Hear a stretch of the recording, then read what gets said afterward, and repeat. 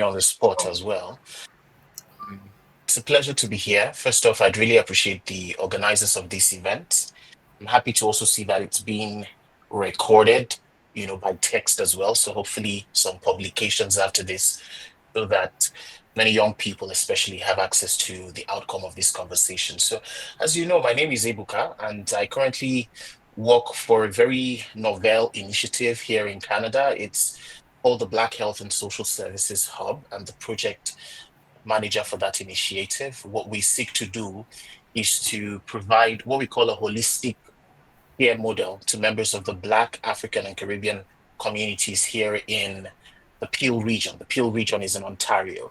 And why we call it holistic care is because we're not just focusing on our members of our community from a lens of health. We're also looking at social determinants of their health and their experiences. So when we engage with members of the community or our clients, we're looking at you from the lens of both primary care, social services, as well as mental health, because we believe that, the Black, African, and Caribbean community is very unique and the data, especially around that community, is very nuanced, right? So we need to make sure that we look at the individual holistically, addressing all these issues that affect their health and other aspects. And prior to this, I was with an organization called ISEC International. ISEC Global is the world's largest, literally, the world's largest youth-run leadership development organization. My last position as at last year was AIVP, and that stands for ISEC International Vice President for People and Strategy. And my role was to begin the development of the organization's vision and roadmap for the next 5 years, which technically falls in line with the achievement of the Sustainable Development Goals, right? So how are we able to provide that merger between what we envision as an organization and how that can collaborate with the achievement of the SDGs as well? I'm hoping that in this conversation, I bring insight, especially from my experience, and also be able to bring critical perspective, because I do have my critical perspective around the achievement of the SDGs, questions that really bothers around whether or not we're able to achieve the SDGs by the time we've promised to achieve them. And I'm hoping that such critique would allow us begin to think more differently and disruptively when we talk about the Sustainable Development Goals. And I'm also here to learn with my co-discussant, Stephanie. So I'm keeping an open mind as well to some of the things I can take out of this conversation. Thank you so much, Yasmin. Wow. I don't even know if I should like just give you the floor or the platform for you to like just blow us away with everything I've got, because it looks like you've been carefully selected for this conversation, and I just can't wait to get into the conversation and see more insights that you have ready for us. Thank you very much, Ebuka. Like now we'll move on to Stephanie in Cancer to hear from her what she has to offer us today and who she is. Hi everyone. Can you first of all can you hear me? Okay. Yeah, we can. Excellent. So thank you so much. So Henry gave such a riveting, CV about himself. I'm wondering if I can actually do do myself justice. However, let me go ahead and introduce myself. So my name is Stephanie Kansa, and I am the program support officer with Arusha Ghana. Arusha Ghana is a Christian or faith-based conservation organization, and we tend to combine science, community action, and faith-based care for creation to protect nature and to empower people. So with myself, my work mainly focuses on environmental education, climate action, looking at areas of policies and sustainability and so on. And so that means I spend a lot of time with youths, so in the classrooms, with community spaces, with teachers, students, and also with big wigs, I should say, because I've been given the opportunity to sit in a room to engage some people, especially on the local and global scale. And so we are trying to see how we can turn these huge goals, these SDG goals, into everyday actions, right? So over the past year, well, in Arusha that has been doing this for a little over 4 or 5 years. And so we've been doing that one step at a time, how we can make it from not just in the government side and looking at it as a huge, area, and then bringing it down to the lower level of the youth, and then the people, to make it something where, okay, how can everyone be able to contribute to achieve the SDGs? So what excites me about today's conversation is that what I bring is that what we are trying to look at, how we can go beyond the business as usual aspect, and how we can let young people lead. We are trying to see how we can um, challenge the systems a little bit, especially things that keep communities vulnerable. Trying to find creative intersections between conservation, social justice, and everyday livelihoods. Right. So I'm looking forward to sharing. I'm learning as well, because we all don't know anything. I'm always open to learning, and then exploring how we can do this together, and how we can, at least to a majority of a percentage, achieve most of the SDGs, and then change the demand of it. So yes, thank you very much. Okay, I Thank you think yeah. very much, Oh, Stephanie, Yasmin for is here. Okay. Thank you very much, Stephanie, for also pulling up your CV. Now, I don't even know if I feel adequate enough to even moderate this session, or like just give you guys the floor to like just tell us everything that you know about the SDGs. But I'm going to try my best to ask the right questions to actually get the insights that we need as the youth to be able to know how we could achieve the SDG goals in 2030. Before we jump off onto the conversation, I want to ask both of you, either one who wants to go first. What does the SDG mean to you? Or what does achieving the SDG in the long term, what would it mean to the youth? What would it mean to the country or to the world? Because largely, I feel like now, when we are having conversations about the SDGs, a lot of people think, oh, it's just people who know too much about the book. They're just throwing slogans around. They're just saying everything and don't really get the understanding of why it's important to achieve the SDGs. So, either of you, first off question, what would it mean to achieve the SDGs? What would it mean to achieve the SDGs? What would it mean to the youth and the world? Why should we make it an important concept to achieve the SDGs?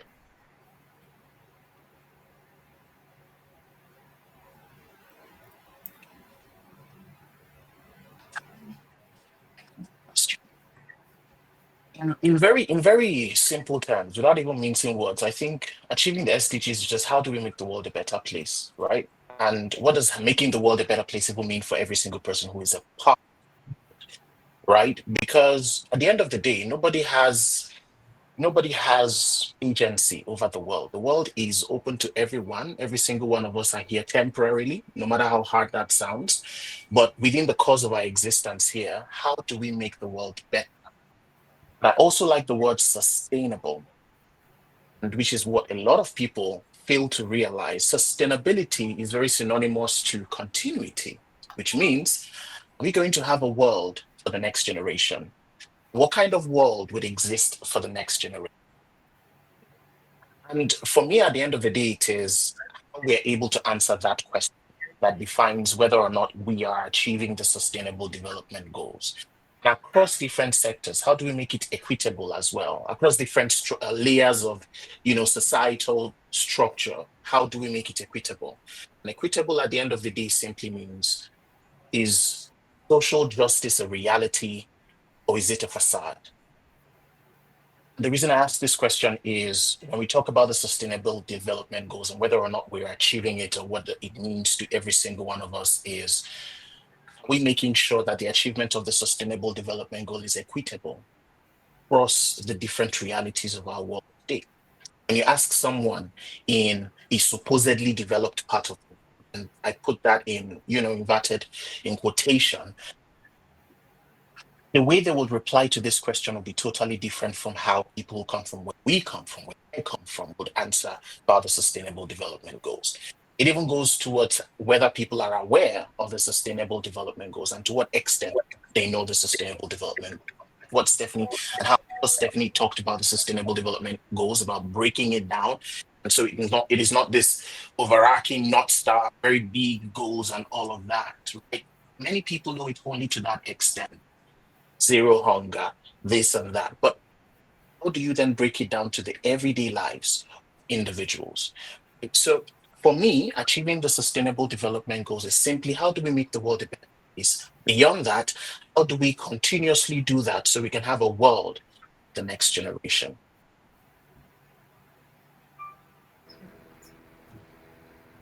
Okay, so I think I can just put this in. So Henry said quite a lot. So some keywords I also piggyback off of what he said. We are looking at it from an equity lens. We are looking at it from an intergenerational lens. We are looking at it from a sustainability lens. We're looking at it from a balance lens. So now some people might say that it's definitely you will not be able to achieve let me take one of the SDGs, zero hunger, right? For example, there are some things some people might say realistically it may not be possible, right? However, as I think as the human race, we have been able to achieve far more than even what we can even imagine. So I do think, even though maybe we may not be able to, let's say, 100% achieve it, we should be able to achieve it to a sense where even let's say if someone is not eating um let's say the 3 times a day, the usual 3 times, at least someone is able to get a meal on the table to be able to sustain themselves where they are not hungry to that extent. So I like to be a realistic on some ends and then also be a hopeful a hopeful person on the other. So we are trying to see how we can level the playing field across the board. And like you talked about equity, we're trying to make it in a way that every voice is heard. You don't have, it's not about where you're coming from, who you are, who you know, as we know, and in this country, unfortunately, and maybe other parts around the world. But it's how, if you have a dream, you should be able to achieve those dreams without hindrance, without things being in your way just because of who you are and where you're coming from, right? Another thing is that we should be able to have a place where it's safe and resilient. So we are looking at the environment. People think you can't develop as a society without your environment being safe and reliable. There's cooperation, there's cohesion, and then also we are looking at it from the aspect of um, you know, stronger economies. We are looking at confidence of achieving everything that you want to achieve, sustainability, stability, and all of that. So to be able to achieve that is the dream, and it's a dream, but we're hoping to make it not just a dream, but an actual goal. And like Henry said, we are looking at it not just for us; we are looking at it for generations to come. And this is where it's on our shoulders to be able to really push that agenda so that we are able to have a society and a world where everyone and everything from biodiversity of humans and animals and plants are able to be in harmony, to thrive. And yeah, that's I would say that's the goal, or that's the dream, at least for me anyway. Okay, thank you very much, Stephanie and Ebuka, for sharing your thoughts on that particular question. And I think everyone on this call agrees to you or to what you guys have just said about the fact that achieving the SDG goals isn't even about us now. It's about ensuring that the environment, our world, is still safe and livable or conducive for living for the next generations and other generations and other generations to come. The key word being sustainability and equity, where every single person has an equal chance to thrive within the environment and society. The next question will go straight to you, Stephanie. So, largely with Arocha Ghana, as you already work with them, you clearly mentioned in your intro of the fact that you are more or less responsible for educating communities about the SDGs and how to basically achieve sustainability, biodiversity. There have been large, extensive campaigns from Arucha about the effects of galamsey here in Ghana and why we are supposed to stop it. Some laws that have to be passed to ensure that our environment is safe, among others. Now, this conversation is largely drawing on of the fact that the youth has to stand up and ensure that we are all fighting towards achieving the SDG goals. Generally, what's your viewpoint of the youths that you come across when engaging in this advocacy and education outreach? How are they seeing the SDG goals? Are they eager to fight for it? Do they even understand it?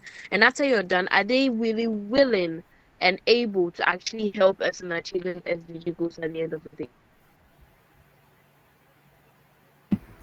Okay, so thank you. So it's a very interesting worldview because I've been able to engage both chill or youth on, the more, I would say, privileged side, educated side, those who are open to the worldview or have been, been able to have that privilege to see the worldview, and then also to be able to see the youth who are on the really extreme end when it comes to issues of poverty and lack of education, or such ministerial education. And when it comes to the topic of the SDG, most youths are engaged. There's this tug of war of, yes, we want to have a society that I'm able to thrive. I want to have a society where I can go to school and be able to achieve my dreams. I think that cuts across university, and have a good future, and be able to buy the latest things that can satisfy me and so on. But I will say that for most students, their reality is what shapes their worldview. In the sense of, if I am a child who is from, for example, a very poor background, single parent background, I attend a very underfunded school, and where maybe teaching on topics is not to that level or to that standard. you know if you come in with the idea of the SDGs, that this is what we want to achieve, yes, I mean, they're enthusiastic, but in their world they don't see it possible. They feel like they have so many obstacles to overcome and see through. They are, I'll even talk about, just yesterday we had an engagement with a school. We're doing something on sea turtle conservation, and one of the students told me frankly, I mean, this is from a school where they are from underprivileged communities. Coastal is a coastal community, mainly from a coastal community, and most of them tend to fend for themselves. And one of the boys said, "Madam, as for me, I just want to hustle for my money. Oh. Me, for these things. School for school is just taking my time. I want money. I want money. I need motivation, and it's money." And, and but that's the reality. That's the reality for, I would say, a majority of our youth on the ground. They want, like I said, they want to be able to achieve a utopia dream of, kumbaya and everything is going well, but that's not the reality for most of them. For most of them, they feel like they don't have the capacity to be able to, get to their dreams. They feel like where they're coming from, nothing is going to come out of it, and the only way they can come out of it is through either hustling for money, which is their main motivation, and yeah, everything else is just a secondary thought, basically. Or even if you engage some youths in Galamsey communities, where we tend to engage a lot as well. For most of them, it's talking about the environment and saving the environment, and you want to save maybe a forest area because there's a special frog to us in there, that kind of. To them, it's like, it's, what are you talking about? That does not make sense to me. I need to get my money. I need to be able to go to school. I need to be able to function. I need to be able to, chop 3 meals a day and so on and so forth. And this is the way I'm able to do it. So you tend to realize that, yes, there are the both extremes on the side, where there are students who are being taught about the SDGs. They have the privilege to be comfortable. So, in their mindset, they're like, yes, why not? We should be able to achieve a world where we are able to achieve all the SDGs and so on and so forth. But then you also look on the extreme side, where you have students where they're not exposed to the SDGs. They have no idea about the SDGs. And when you talk to them about the SDGs, yes, it sounds nice, but realistically on the ground for them, how are they going to do this? What tools do they have? Are they equipped to be able to do this? What is their capacity?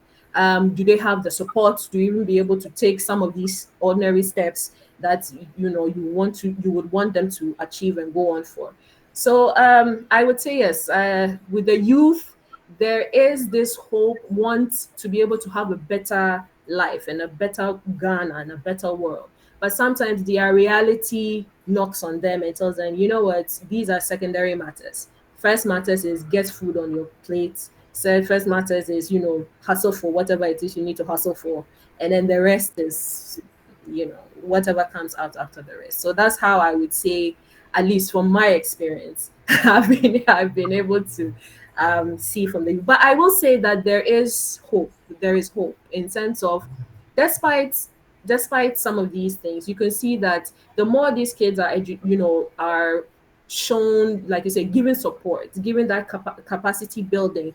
The schools are able to take on, something from CS or external teachings where they can't do everything by themselves. So this is where something like CSOs can come in to help bring in that extra support or extra guidance or extra knowledge, and then it helped them to really open their world one step at a time. It's not an instant turnaround. It takes time to change some mindsets and some views on certain things. But I will say that there is hope because, again, from my experience, you see certain people, yes, do trying to do their best to see how they can do in their small ways on their small parts to achieve the goals in their within their small space. So on that level, yes. And then of course we have youth organizations that I work with or collaborate with that are doing marvelous work.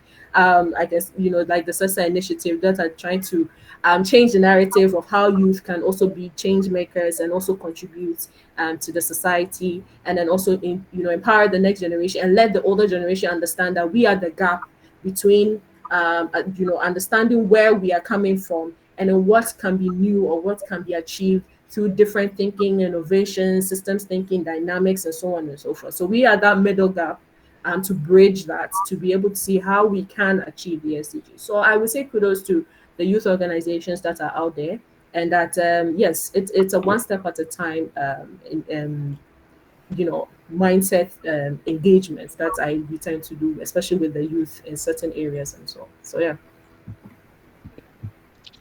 Okay, thank you very much for enlightening us about that viewpoint. Well, the next question I'll move to Henry. Well, from what Stephanie has already drawn out now, we have a clear understanding that even though the youth are in charge of championing the fight for the SDGs, we still have situations whereby there's two groups of the youth now within the system where one half is more or less like enlightened and willing to put everything on the ground for us to achieve the SDGs. And there's another group that is being knocked at by the realities of the ground, by what society demands from them as the youth for the next generation. Now, my next question to you is that with these two viewpoints, one, have you encountered them? And two, with you having worked with various youth leaders across countries, have you noticed anything they are doing on their own to help achieve the SDGs, or anything they have been doing on their own to overcome these challenges that they are being faced with to help in achieving the SDGs? Yes, that's a wonderful question. And I was so eager to follow up from where Stephanie stopped, right? So I'm happy that the question is asking me to do just that. And Stephanie spoke extensively, and I totally agree. I believe that organizations are working assiduously towards the SDGs. I do know that there's a lot of advocacy right now across different sectors, across different layers, and so on. And when Stephanie was speaking, I was trying to paint a picture of really what then is the problem, what then is the challenge, right? And I hope that's going to answer your question. I believe that what is missing is a design thinking approach when we're executing or when we are advocating for the SDGs. The design thinking approach is simple. We're saying we're preferring solutions to the right problems so that you're not drinking Panadol for another person's headache, or you're not drinking Panadol for a different sickness. The reason I'm saying this is when we think about the SDGs, especially in our reality where we come from, there's been a lot of advocacy. However, we've used the word in this conversation, reality. How are we selling sorry to use the word, it's not as though we're selling it for any economic gain, but how are we selling the idea of the SDG to meet those in their reality? I've worked in the past 3, 4 years in a global organization. I've had the privilege to interact with young people from over 100 countries, specifically 106. So you can imagine the perspective that I've been able to interact with. And one of the things that I've realized is the reality of individuals, or the reality of young people, or the reality of whoever it is that is in the world is largely formed by where they come from, is largely formed by their cultural perspective, their idiosyncrasy, how they project themselves, how they perceive problems, or whatever their problems are, is really informed by where they come from. And I'll give you a very empirical example. We come into meetings where we have folks from different parts of the world. You have someone who comes from Nigeria. I'm Nigerian, proudly so, and a proud brother of my Ghanaian friends as well. But nonetheless, we know we have issues with electricity. And in such meetings, we have Nigerians who will come up and say, "Oh, I just got a power cut." And this is like 6 times since this meeting started, and it's like a 30 minutes meeting, right? So you've had power cut 6 times in 30 minutes. A friend who comes from Germany, for example, would not really understand what that means. What do you mean by a power cut? We only have power cuts like once in 15 years, and the SDGs, of course, are 15 years. So you don't expect them to have an SDG priority for electricity, so to say, right? Their priority will be totally different. So, in my opinion, we need to get to a point where, as we advocate, we're also listening to the reality. We're also being aware of the reality. We're also putting ourselves in the shoes of those who are preferring solutions to, and making sure that solutions are relevant to the context, relevant to the problem. So we're not preferring solutions that is relevant to certain other people. Okay. I had an opportunity also to, I've taken time to listen to some of the speeches by our leaders, the General Assembly, a few days ago. And you would really see how it differs. When some of our leaders go there to speak at the global scene, my question is, do you really come there for representing our reality? When you listen to leaders from other parts of the world, they're speaking really confidently, powerfully from their perspective. So at the end of the day, for us, we need that level of accountability. We need that level of responsibility. And this has to be across all layers. The greater layer, which of course would be the government, we need to expect some political will, right? They themselves need to speak representing our reality. Take, for example, let me use Stephanie's analogy. You talk about people who talk about the money motivation. For me, I totally relate, right? Where we come from, if there is no money, there's no food on the table, you're just speaking English. Nobody will come to this event because they are hustling. They're trying to figure out their reality, right? And then imagine then we're talking about, and this is not me disregarding any SDG, right? But let's say life underwater. I come to a young person and I'm saying life underwater. We need to take care of our fish. We need to take. I'm sorry that is not absurd. However, for the people and by their context, it potentially could be because we're not necessarily speaking the language of their problems. We're not speaking the language of their issues. So my expectation is for every organization that exists and advocating for whatever SDG, they need to make sure that they are not just dancing to the tune of those who have the funding or those who have the resources. That causes a dilemma. And for me, my organization, it's also a dilemma. There are certain things that you would want to do, design thinking, for example. However, you are funded by certain people who dictate the tune, because, like they say, he who pays the piper dictates the tune. However, in my opinion, that is where advocacy comes in.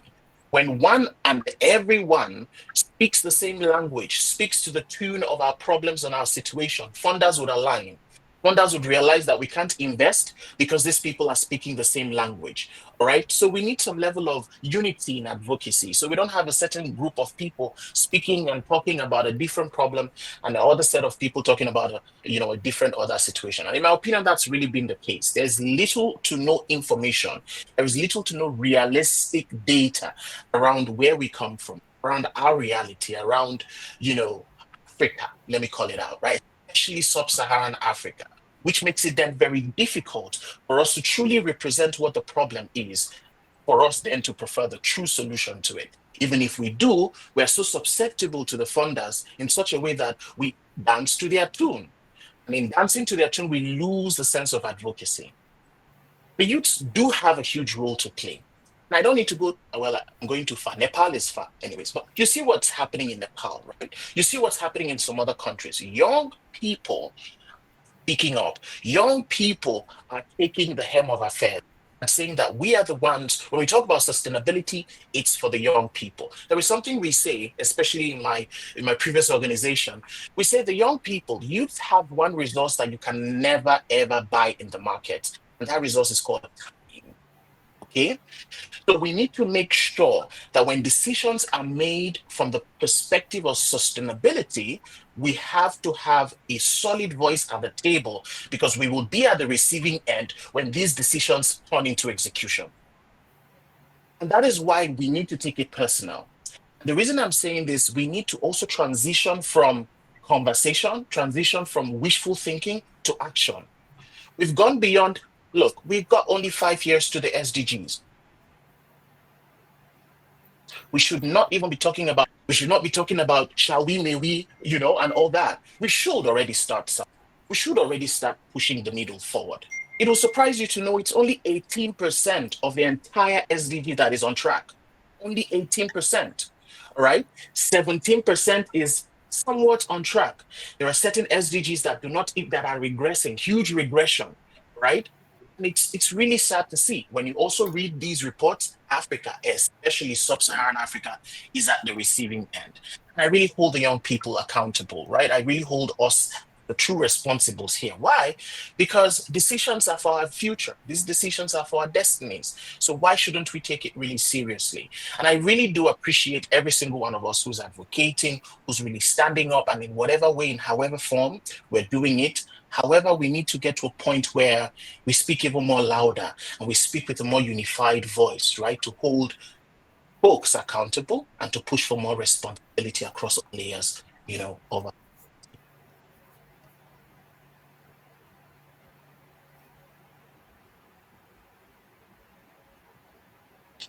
Thank you very much, Henry, for that. And when you and Stephanie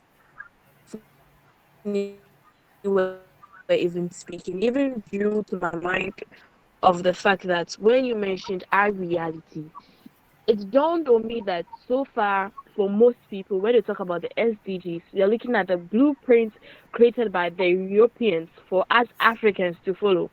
We are looking at SDGs, the footprints or the blueprints created by people who don't even know our reality on the ground. And some targets they are expecting us to follow without knowing our reality. And then it also came to mind that, wait a minute, even Africa has our Agenda 2063. What is it sitting there on the shelf for? What is happening to us? Because anytime you're talking about SDGs, like there's not really any mention of Agenda 2063. I don't know if it's because we feel like, oh, it's 50 years to come, it's 2063, so let's just wait for 2030 to come and pass by before we start talking about that one also. But largely, I would ask Henry first before I come to Stephanie. What should the youth be doing now to ensure that the Agenda 2063 isn't sitting on the shelf? We are actually using it to talk about our reality as Africans to ensure that the advocacy that we are doing isn't just blowing air or making just any noise, but we're actually talking to realities that concern the people and moving people into action. Thank you. I have a very unconventional opinion about that agenda, right? And an even more unconventional opinion about the institution that instituted that agenda, the African Union.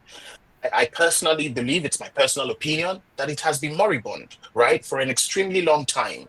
They just speak and there is no substance at the end of the day, right? Tell me one thing. Tell me where you see the African Union doing anything, right? I don't even know if they exist. I believe the 20 of us on this call can't really say, yes, this organization exists and this is how they're pushing things forward. I don't even know how many of us know about this agenda that was established, right? So it's really funny to see. But nonetheless, I think that the first thing that young people need to do is to keep themselves informed, right? Information is power. And I can't mince words saying this. And the reason I'm saying this is we do have access to far more tools and resources than ever before in the history of mankind. And many times, if you think about it, there is a little bit more equity to this access than ever before.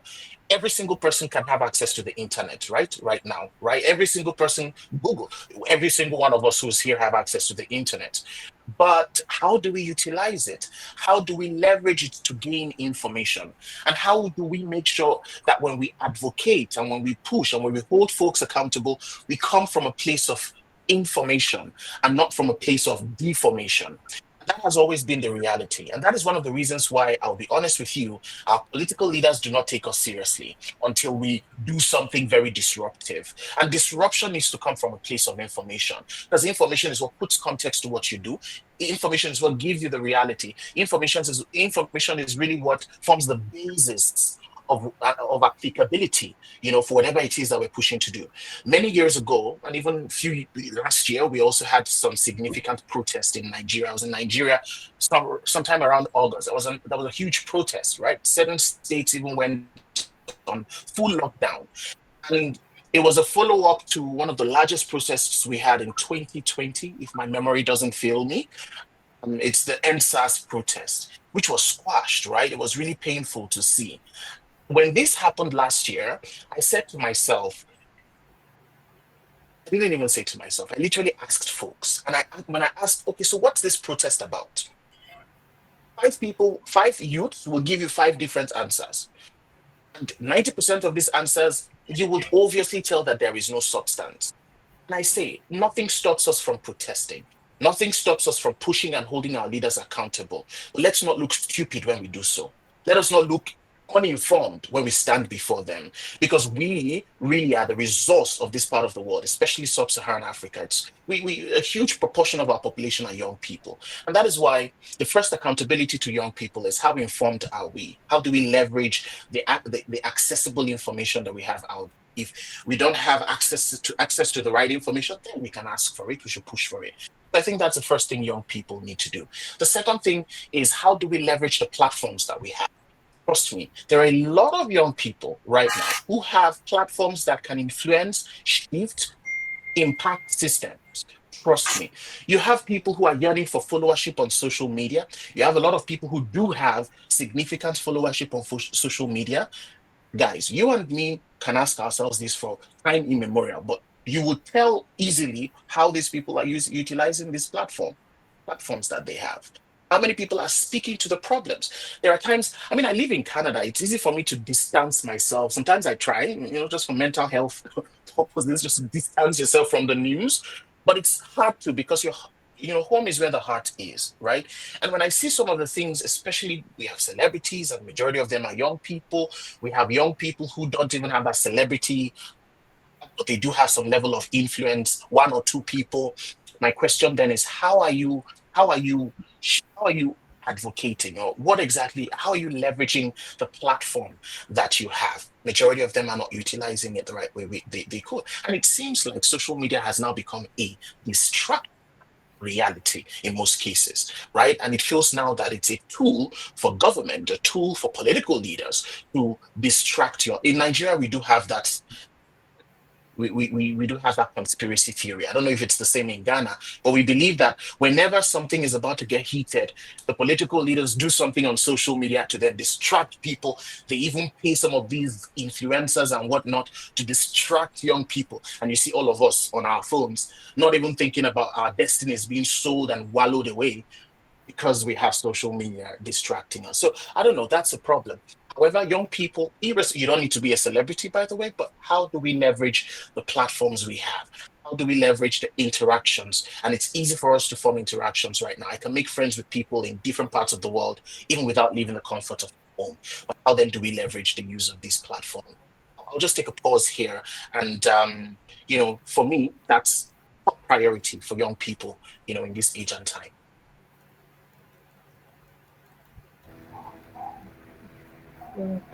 Well, it's quite funny because I remember, we of a more globalized view, where in some aspects maybe we may not be able to attack our certain problems or our unique problems, right? And so there has to be, I think there has to be a shift, a turnaround, where we now have to really promote and look at the agenda for Africa, or the local agenda.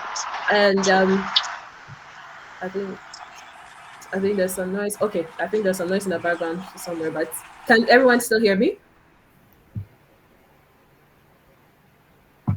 Okay, I think that's fine. Let me move on. So yes, so we're also looking at it from how we can make this our reality. All right. So like he talked about accountability, there's absolutely, I don't think there's any accountability for this this plans that we've put into place. We are accountable, we give accountability when we are looking at it from the SDG perspective. But when we look at it from the African X perspective, I don't think there's ever been a sit down, a talk, a workshop, or anything where we are educating the youth on what these goals, local goals are, and how we are able to keep our leaders accountable to them.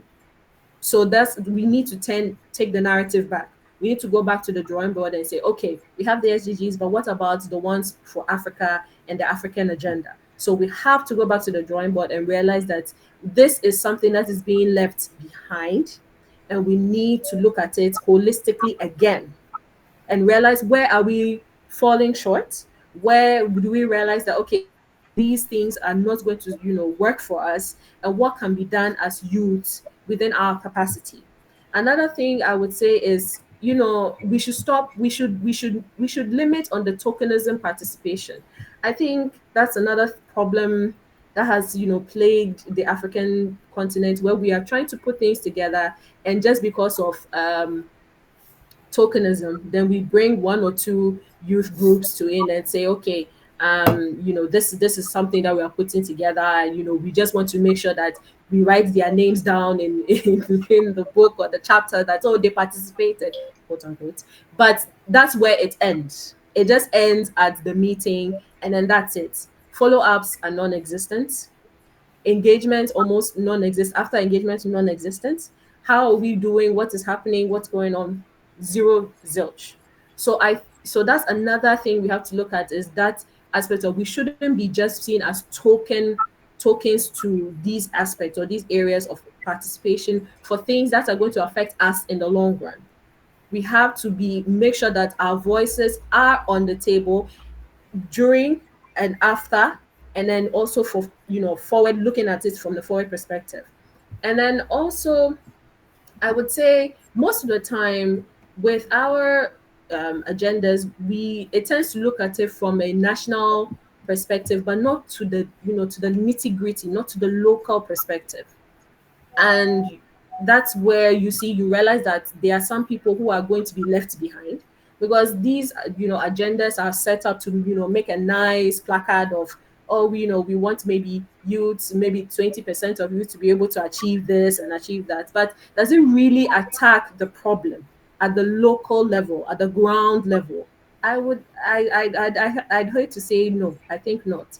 And as Henry said, social media is one of the most powerful tools that has been invented in the 21st century.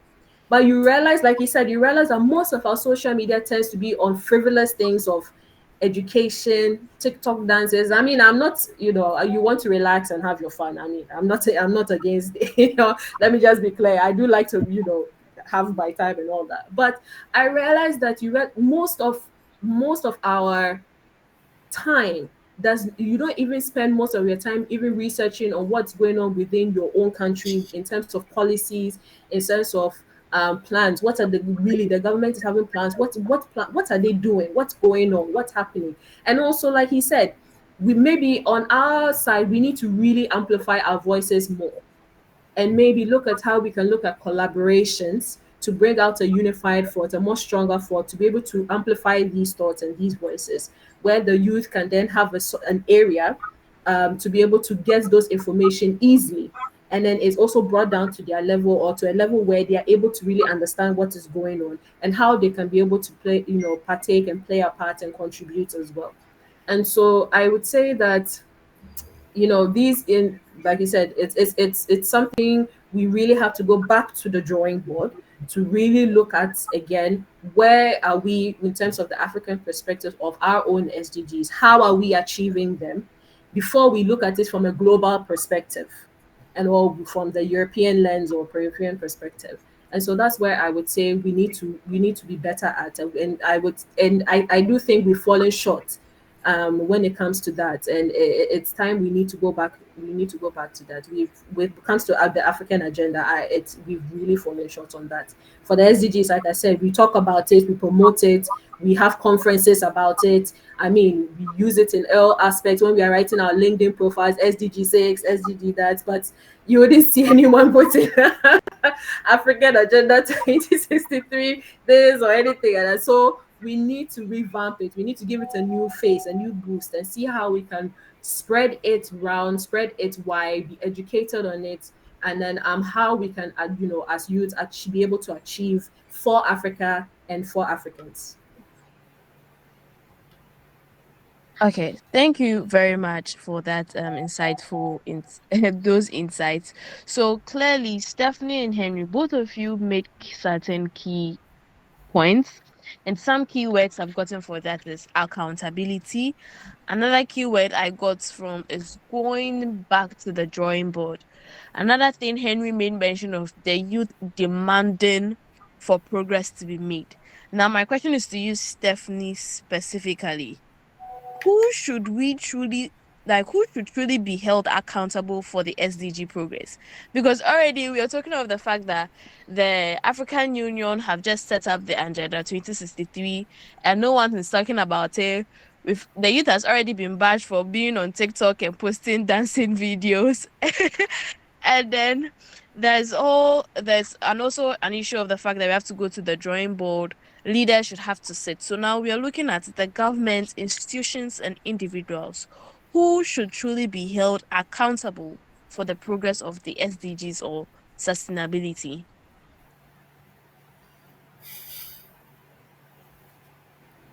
Oh, this question. you know, it's easy to want to put the blame on others, honestly. But the thing about the SDG is not a silo, it's a web. And the idea is we are all to work together to be able to achieve what it is we want to achieve. Yes, we would say that those that are disadvantaged may be not as to blame compared to maybe say those in government and all. But I want to look at it again as a web and say that we are all to be held accountable. Now there are various degree levels of accountability. That yes, you as government, you are the ones who came together, put this together, saying that this is what we want to achieve. You are the ones who are supposed to look at the implementation to make sure that these SDGs, are able to reach every sector and every corner, and then to also be able to make, avenues available in some way or another, that if someone wants to be able to achieve something, there shouldn't be hindrance or roadblocks that will make it so bureaucratic that if they want to, for example, if someone wants to be able to apply for maybe a company that makes solutions for say plastic pollutions or something like that, and they have to worry about huge issues of taxes and bureaucracies and bypass and all of that, and it makes it so difficult that being an entrepreneur is even a headache more than the solution. Our government says that hey, we don't have jobs for you, be entrepreneurs. That's what the minister actually said. We don't have jobs for you, go and be entrepreneurs. But even to be able to be an entrepreneur, and an entrepreneur that is trying to help achieve certain aspects of the SDGs, it's difficult and tiring, then yes, I mean, we would say that you are not, I mean, as government, you are not doing your duty to make sure that such avenues make it easier for people to want to be able to achieve certain aspects of the SDG goals. But also, you look again, it's everyone. So from businesses to communities to individuals, everyone has at least the varying degrees of accountability to give. So I think the thing is that should we look at it as accountability and responsibility? So we're holding each other accountable and we're holding each other responsible. So in a sense of accountable, you people are some people are on a major platform. So we can see what they are doing on a day to day. So we can say we are holding you accountable. But in some aspects, I don't know what you do, on your own time and whatever you do on your back time. So at least we can hold each other responsible. We can have the responsibility aspect within ourselves and towards each other. So I will say that yes, there is a huge level of accountability, especially when it comes to the government side. But let us not, remove or ignore the plank in our own eye that we are all, responsible and accountable for wanting to be able to achieve this. If someone has made an effort, and I'll use University of Ghana. Sorry to the University of Ghana students, but this is something that was done. Somebody has made an off effort, has realized that on campus there's an issue of plastic pollution. Single-use plastics is a huge problem. Has come to bring forward a collection bin where they've stated categorically, oh, put plastic bottles in here, nothing else. And then you come back and you realize that all manner of trash has been put in there. And these are supposed to be university students. These are supposed to be learned students who read and are supposed to comprehend and understand basic English. And yet you come there and you see all manner of trash, all kinds of things in there. I mean, yeah, you have to be held responsible and accountable. So it cuts across. It's no more like, I think we should stop looking at it from a linear perspective where it's easy to always want to blame government or maybe the rich people or the privileged and so on and so forth. But I think it has to be more of a web or a cross cutting where everyone should be, hold some aspect of responsibility and accountability to that. So yes, that's what I would say. Yes, we can have look at major people and say, okay, maybe because you decided to take on this responsibility, we want to hold you accountable. But at the end of the day, it's for everyone. It's not just the specific entity or the specific person, I would say. Okay, thank you very much, Destiny. I think some of the youth who would have been on this call and hear you say that they cannot hide behind blaming the government and they have to take some form of accountability might be pissed or hurt that you are saying that. But I think it's a hard truth that we all have to accept that we as individuals have the youth have to do our own small thing, our own corner to also help towards the fight of sustainability. This next question goes to Henry. You made an example of a protest in Nigeria where the youth came out to actually try to hold governments accountable and they were silenced. Aside that, there's been also other protests in Ghana whereby the youth come out, some of them are jailed, some of them are sprayed down, and then there are numerous examples of these protests across the world. You also made another example of social media. So your questions are two in one, but I'll just give you both of them, then you would be able to figure out how to go about it. So the whole question on accountability is how can the youth themselves demand accountability without being sidelined or silenced? Because we know clearly there's been a facade whereby the government will just try to sprinkle something, oh, youth inclusion, we are including the youth, and it will just be a small amount of people being called upon, and then their inputs are not really being listened to. They are just pictures showing that the youth were there, but then their inputs were not actually listened to. And aside that, you made mention of social media. Both you and Stephanie made mention of social media, how we could advocate through social media, through LinkedIn or TikTok. So the next question is, how can technology be leveraged in this new age of digitalization to help in the fight for the SDGs?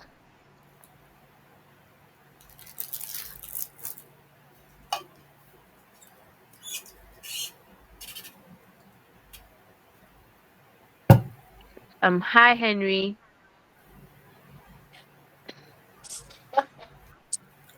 I think Henry is thinking. Yeah, second question. Okay, you gave me twins. You know, a twin power is a double shot. I need to crack my brains a little.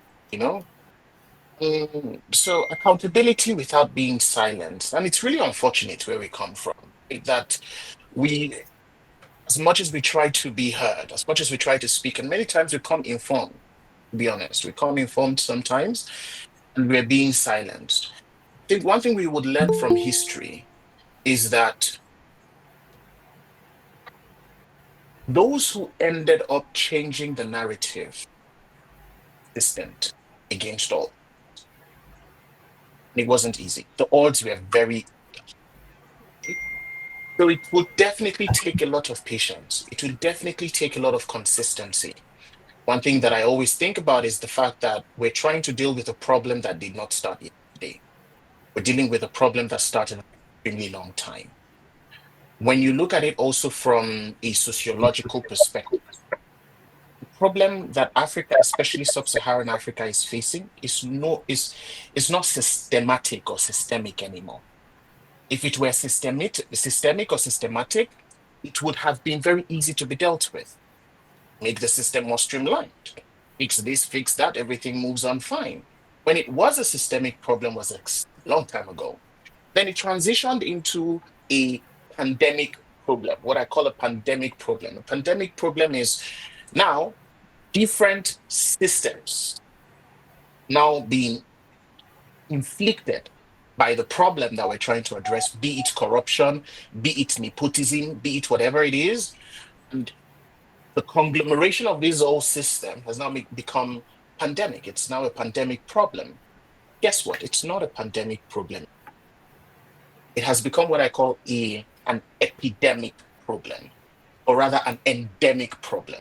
Sorry for the big words. If you know me quite well, I love throwing words around. The reason I call it an endemic problem is because it has now transcended beyond generations. We're now dealing with problems our parents, their own parents even couldn't. Because millennials are becoming parents, by the way, excluding me. We're getting there, but millennials are becoming parents. So kids now have parents who couldn't deal with the problem. They also had their parents. So it's now endemic. So how do you solve an intergenerational problem? Right? It is going to take a lot to deal with. So I think as young people, we should be ready to be consistent in our message and be unified also in our message. And that is where advocacy really comes. So you're pushing for be it the sustainable development goal. And I do agree it's a template, right? It depends on how you use a template. The template doesn't have a life. The template is expected to be manipulated. And that is why I'm expecting the likes of the African Union or whoever it is, even at an individual level, to utilize that template to address the real problem. It's just a template, nothing more, nothing less, right? So at the end of the day, how are we able to manipulate these templates to address the problems that we endemic problems we are facing as young people, or even as members of this part of the world, as citizens of this part of the world. Mm, that also brings information to the table. How do we keep ourselves? And I cannot hammer this over and over. Mm, information in this case should also go beyond just having the surface level knowledge, but also understanding the system. History will teach us that those, especially African young people, I believe it's the same with the Ghanaian history. In Nigeria, if you check the age demography, people who caused systemic change, disruption in the system in the 70s, 60s, 80s, and so on were young people, 21, 30, 25, etc. Generals in the army, and so on. So what this means is if you really want to catch a thief, you need to think like a thief. So it's very important to really understand the system that is being operated. So we know how to disrupt the system. We like to use Nepal as an example. Nobody just woke up one morning and said, oh, we're just going to vote our next prime minister on Discord. Or we're just going to do this. Or someone's at a party and they figured it out. No, were systemic conversations that were had. People really needed to understand how do we manipulate this and how do we deal with it. Remain consistent and unified in the message that we're pushing forward. And it's really going to take a while because trust me, ours is an endemic problem. Endemic also because it's very cultural. We come from a culture where, a young person, you're expected to be silent, right? So silence is no longer, it's in from our culture, silence is not it's not a punishment, it's an expectation as a young person. When you approach an elder, you should be silenced, right? However, things have changed. We're in a generation now where that's no longer the case. Young people, especially Gen Z, are being more vocal, are being more eloquent, are being more because they're more informed, right? And you see this clash, intergenerational clash. Elders are very frustrated with these folks who are just speaking, and and the best way to keep them quiet is through force. Right? So you have young people who go on the street, and then you're forcefully taking them back, which is not supposed to be the case. Because the one thing that stands true for Gen Z is they never give up, right? Millennials inclusive will keep pushing. So I think we should maintain that momentum, and we should do so from a place of information, from a place of really understanding the system to make it happen. And I'd like to really segue a little bit into, your question around accountability. Who do we hold accountable? Trust me, at the end of the day, we hold ourselves accountable. And I like that Stephanie talked about it. Because if you look at whether we hold the government accountable, the United Nations accountable, the very make of the United Nations, they can't hold our government accountable. It's a sad truth, but that's the political reality. The United Nations is just a union, sovereign states, emphasis on sovereign, which means they have veto power over what they choose to do. A state can say we don't want the SDGs anymore. There is nothing you can do about it, nothing the United Nations can do. That is where the individual really comes in. How then can we use this information, this template input, and analyze it towards our context and reality? Okay, technology. Um, how do we leverage technology, right? That was a question. I think that, oh la la, when I think about technology from the lens of Africa, we're really doing quite well. We're pushing forward so solidly. We have M-Pesa in the Eastern Africa with fintechs, and even in Western Africa, we have fintech disrupting the banking system. There are people who don't. My younger brother doesn't even have a bank account with mainstream banks. He prefers to use the app, right? So that's a Gen Z thing, but I keep telling him just go get a proper bank account. So there's a lot of disruption going on in the healthcare sector as well. There's so many things. But at the end of the day, I think that we should then look at how we could leverage technology to scale more equity. The reason why I'm saying this is, as opposed to using technology to scale solutions, because when you're thinking about technology, we're saying, oh, how do we use technology to address hunger, address this? When you also consider technology from an economic perspective, it is profit. Right? So who's making the most profit? Who has access to the most resources?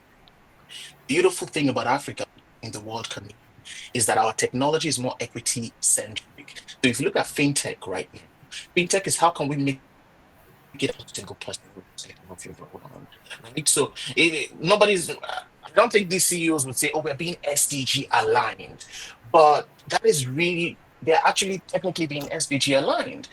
I'm confidently saying this because if you look at fintech from this part of the world, it's totally not equity centered. It's profit. Even if you look at their advertisement, it is how do we take more money from you? How do you subscribe for everything? I cannot count the number of subscriptions. I had to go to the bank one time to cancel subscriptions. The things I'm even subscribing to. But if you come to Africa, it's more equity centered. I think the world could really learn on how we are leveraging technology to make things more accessible and invest in that. And our governments need to see that as an opportunity, right? Rather than a threat. So we're looking at private partnership, looking at investing in these sectors. And trust me, I think that's the future, of Africa from a technological standpoint. I believe that's really how we could leverage technology, when we think about the sustainable development. Yeah. So if I can Thank just you very. piggyback, Okay, sorry, I'm so sorry. Let me just piggyback off of what that's Henry. fine. So like he said, investments in technology or innovations, that in the bottom line look at, provide equity. So that's where I believe that unfortunately within Africa, we are failing a little bit because you see that, like you talked about, like the introduction of M-Pesa. This was something that was brought out of necessity because a lot of our, older people or certain people were not able to, get bank access, or were not able to have access to banks and so on and so forth. So somebody had the innovation to realize that what is something that everybody has at least, to some level, it's a phone. You may not necessarily have a car, but I would guarantee that most people would have a phone. So how can we use that as a leverage to be able to get people to be able to have their finances or get financing, or so on and so forth? And this is where M-Pesa came in, and now it has spread to Momo and so on and Zepto, FinTech and so on and so forth.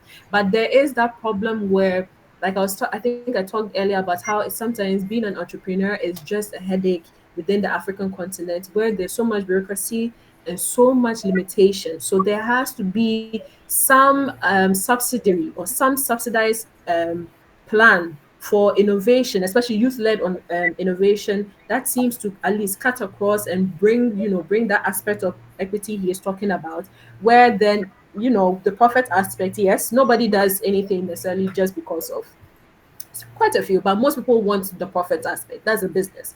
Business, in the end, you want to make profit. But we have to be able to look at it holistically. How is it able to really solve a problem holistically? How is it able to bring about the equity? How is it be able to not pound on, problems, additional problems that could come from it? How would you be able to solve that?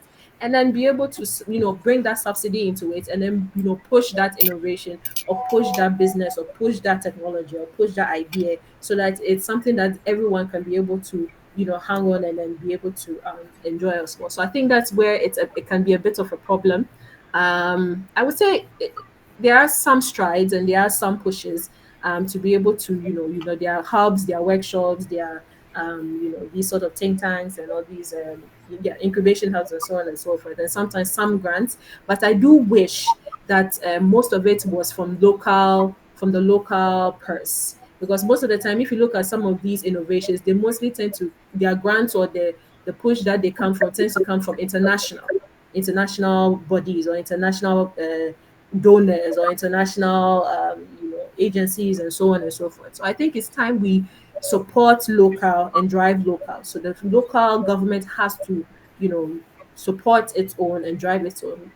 And it's something that I always try. I always wish it's not the narrative of every time we want to do something, unless an international person. I mean, I'm not against this is an aspect of collaboration, but I always wish that this is something where you can say, oh, my government was the one that pushed for me to be able to push out, bring out this innovation. But most of the time, you hear people say, oh, the Canadian government, the US government, the British government, this money, you euros, pounds, dollars. This is where it tends to come from. You hardly hear someone say, "Oh, they gave me this amount of naira to push my agenda, or this amount of CDs to push my agenda." It's quite very few. So I think it's something that I'm hoping that would be more where it's by locals, driven for locals, and funded through local. That's how I would also put that. Great, great, great, great ending over there. By locals, for locals, and driven by the locals for them, to ensure that at the end of the day, equity on all levels is being achieved. And I think that's the general thing this whole conversation has come around: equity, equity, equity, sustainability. All bodies are rounded up to ensure that every single individual is playing their role to ensure that we are getting sustainability. Well, I'm a woman of my word, so I want to ensure that we actually end on time, which is 9:30, and we have just about 5 minutes to go. I would want to see if our audience have any questions for our great speakers or any contributions, so that we could get that out of the way, even though this conversation is now getting sweeter and more interesting, and sadly we have to end it. But audience or dear people on the line, is there anyone who has any question to ask or any contribution to make? We are all here, so you could probably raise up your hand and I'll call you. If not, I think we could, yeah. So anyone with any question or any contribution to make? I think Audrey was asking me a question in on WhatsApp, and I was like, she should ask. I don't know if she says she's shy. Audrey, you don't be shy. You can ask your question. Henry is here. Stephanie said they want to hear your voice. She's the Audrey Amwa girl. Audrey, Okay, Hi, hello. Audrey. This is the safe Hi. space, so you could feel free here. Hi. Okay, so my question was, what are some of the key indicators that can be used to measure the impact of the disruptive pathways of the sustainable development goal process?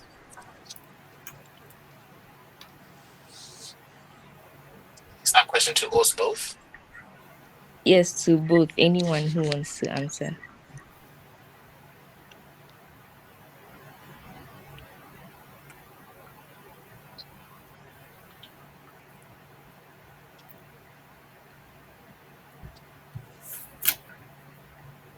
Okay, let me go so we don't. Um, Simply put, even the SDGs do have indicators, right? So if you check there's a tracker where you are able to see indicators per SDG, progress per indicator. So you'd also be able to see that. And for disruptive, what's the disruptive initiatives in particular, I think we need to look at it from a more granular perspective.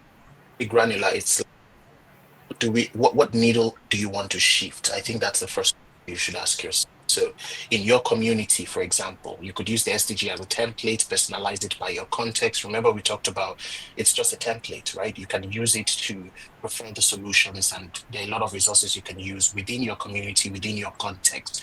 But you first need to ask yourself, what's the problem you're trying to solve? And what shifts do you want to see? What disruption? Because disruptions are shifts, right? They are changes, they are innovations, they are bold and unconventional. So it's what are these things that you'd want to see in your community? It could be, oh, we want more kids in this particular school to have access to quality this or quality that, right? Or I want to ensure that that house has water because that lady doesn't even have access to potable drinking, and so on and so forth. And achieving that and seeing that, oh, she says yes, thank you so much. That could be your indicator. So I really don't want to pinpoint and say this is your indicator, that is your indicator. And that's really what makes it disruptive at the end of the day. You can't really have one particular thing. However, it is, are you able to meet your objective?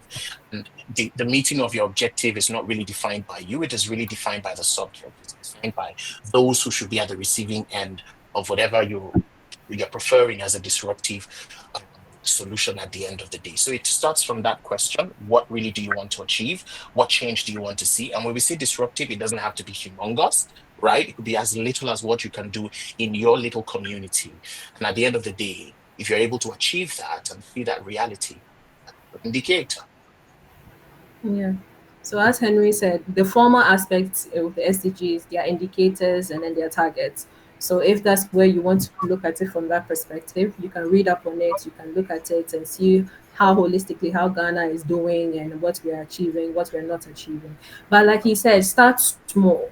So like you can look at collaborating, volunteering with some of these youth organizations, see where they are coming from, what areas they are trying to target, the communities they are trying to impact, and see how maybe you can also contribute, work with them. And that I'm always an advocate for volunteering, to be able to achieve that. And then within your own space as well. If you are a student, as a student, what can you do within your area, your local sector, or your school, so on and so forth, to be able to push that narrative. And he said it doesn't have to be a big thing. It can be small strides. And I speak from personal experience. Always start with the small strides. Take along your tote bag. Don't be buying the rubber, the black rubber. If you can, use your reusable water bottle, go ahead and use that. And then as you're using that, you give the explanation of why you are using that or why you are doing that, right? And so always start and like I always say, always start small. Start small.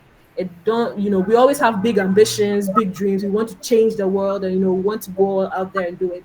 That's fine, but let's take it in stride and see how we can do it within our small sector and then also within the community. So look for volunteers or youth groups that are making strides, that are making changes. Look within your own side or your own room, your, like you said, community. What are some of the little things that you can do? And then if you want to take it out there, read up on the SDGs indicators and targets, and see, how is it that as a country or as a continent we seem to be doing, and what you think you can also do to contribute to that. So yeah.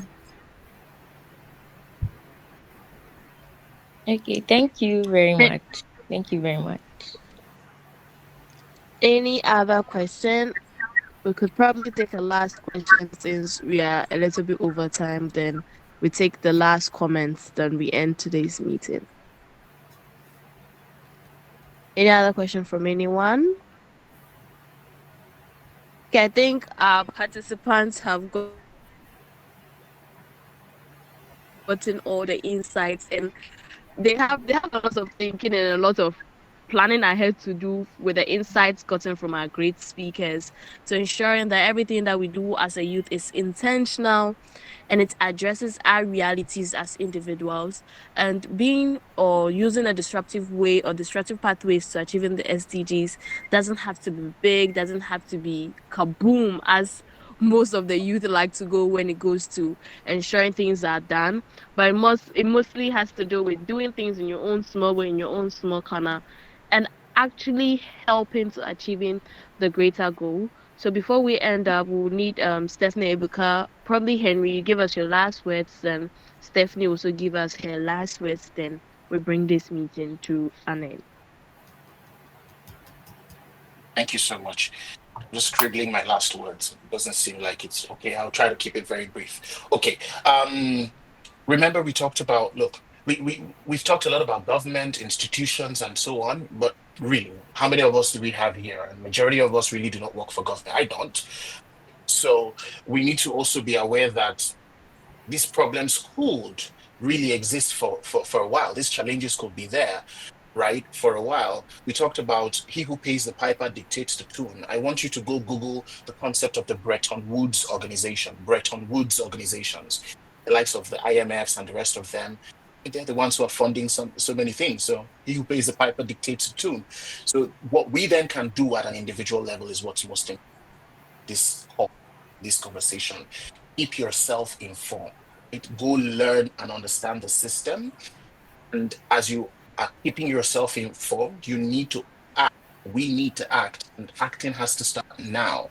No matter how little, no matter how small, irrespective of the context, we need to start doing stuff from a place of information. If you're scared of the scale of what you want to do, or you don't know where to begin, join organizations, right? Join their institutions, organizations out there, especially those ones that are filled with young people like us. I always talk about ISEC.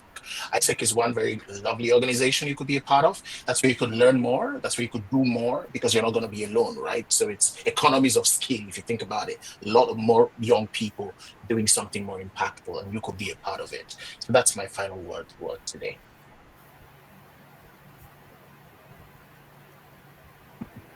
All right. So I on think my side, Stephanie, yeah, yes. Sorry. Can I go ahead? yes, please. Sorry for cutting you off. No, no, I'm the one. I should have waited for you to give your 2 bits. Sorry about that. So I would say as youth, our time it's we are the, like I said, we are the middle ground, or we are the middle belt to ensure that what we want to achieve is done, and then we just don't let it be get done where we have to carry it forward. So as Henry said, how can you in your small way be able to contribute to that? So not everyone can be innovative of like creating something, physically or anything like that, but you can do it in your own small way. Like you said, join local organizations, so, or youth organizations, read up, look at what is it that our government is doing. Do not just be the usual listener. Look at areas where you feel like your voice can contribute as well. We have youth like SYND, we have Gaio, so who are doing amazing work. Even let me plug Arusha Ghana. We're also doing well, trying our best as well, as well, to be able to see how we can do that and push the youth of the voices forward. And so that's where I will end it on.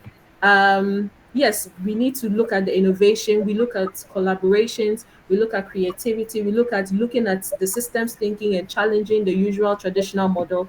And then yeah, making sure that our voices are heard, whether at the local level, the intermediate level, the national level, the global level. So yes, start small, use your platform, use your voice, collaborate with like-minded people, and then try and see how you can change someone's voice, or contribute to someone's voice or someone's perspective, one day at a time. It's not going to be an instant thing.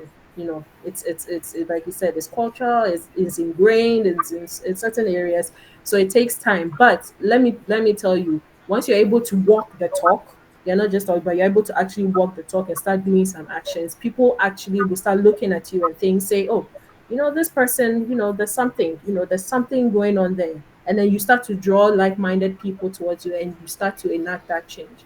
So let's do it one step at a time, and how we are able to do it within our own small corner. And yeah, I give support to everyone. to who is trying to do that. So thank you so much for having me. And Henry, well, I learned so much from you. So thank you so much also for your wisdom and your contribution as well. Thank you. Thank you very much. So, just a round up of the whole conversation we've had today. Disruptive pathways to the SDGs just means doing your small thing in your own corner and how you can do it with your own resources, partnership, researching, and collaborating with other organizations to ensure that at the end of the day, we are addressing our realities as Africans towards the SDGs. Thank you. A big thank you on behalf of SESA Initiative and SESA Talks to Stephanie and Ebuka for taking time off your busy schedules to being here with us. I'm sorry we've asked you to put your you could go back to your enjoyment, and I hope further when further conversations are being had and we call upon you, we'll be able to have the privilege of having you back onto our call and helping us shape the narrative for the SDGs. All participants were able to be here present. Thank you very much for being here with us, and I hope that as we leave this call, we've gained more knowledge, we've relearned certain things, and we are moving on to ensure that the SDGs are being achieved, specifically addressing our own realities as Africans, as Ghanaians, and as individuals and communities. Thank you very much, and do have a wonderful evening, everyone. Bye. And Ebuka, I think I can see the sun shining behind you, so I don't know if I should say good afternoon or good morning, but do enjoy the rest of Evening. your It's day. 5:38. Thank you so much. Okay, Bye bye. then good evening Thank then. you so much. Thank you Bye. so much. Thank you, Stephanie. Bye. See you. Bye. You too. Bye.